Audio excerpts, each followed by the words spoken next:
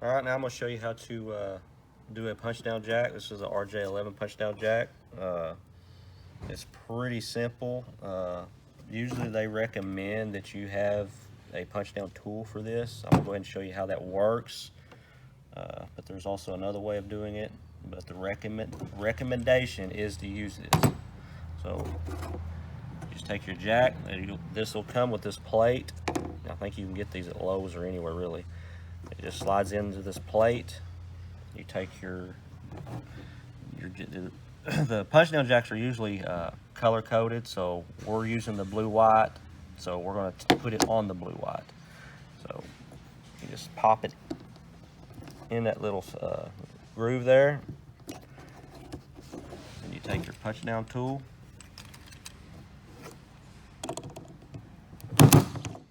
snap it down.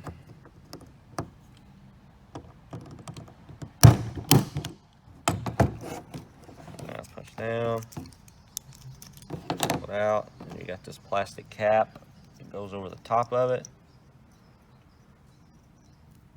Sometimes those things don't cut and you have to cut them with your snips. You smash that thing down.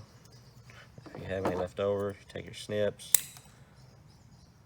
and you're done with that, and it's good. And of course, if you have bonded, this one will lay on the orange white, which is on the other side of the blue white of this punch down.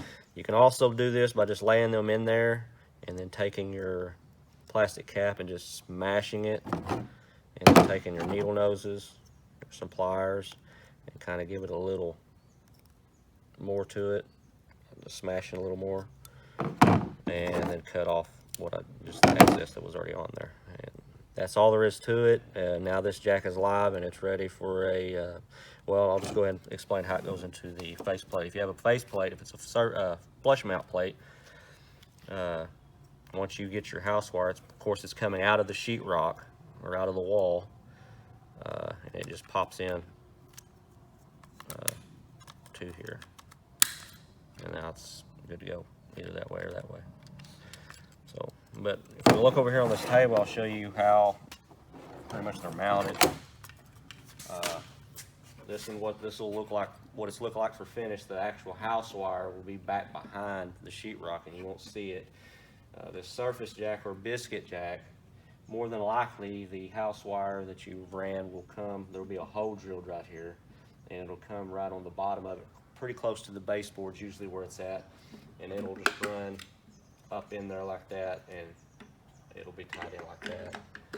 And this is a, we haven't showed you this yet, this is pretty much a biscuit jack too, but it's for a punch down style, just in case you don't have something to hook that with. You got this that holds these punch down jacks in there. This will hold two. I mean, if you have one for DSL, one for phone, but that's all that is. It has the same principle as this. The house wire will probably come from underneath it and then just fold up into there. And once you do that, the jacks are now hot. And that's pretty much it. The next step would be hook your modem up, and we'll be back here in a minute and we'll get with you and talk to you about how to install your modem.